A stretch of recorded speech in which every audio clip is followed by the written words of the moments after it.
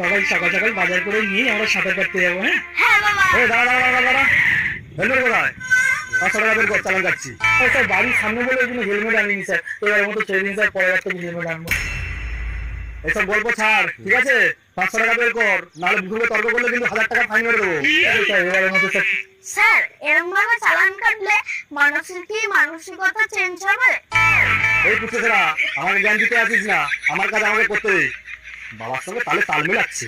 জ্ঞান দিচ্ছি না আমি, এরকম ভাবে 500 টাকা চালান না কেটে যার যারা হেলমেট পরে আছে তাদের হাতে উল্টে 500 টাকা ধরিয়ে দিন।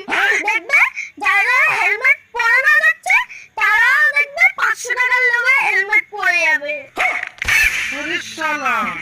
আর মানসিকতা চেঞ্জ হয়ে যাবে মানুষের। তোরি এটা তো আমি আগে ভেবে দেখিনি। ট্যাডাও। ওই বিয়ে দিবি, দাঁড়া দাঁড়া দাঁড়া দাঁড়া দাঁড়া। সমাজ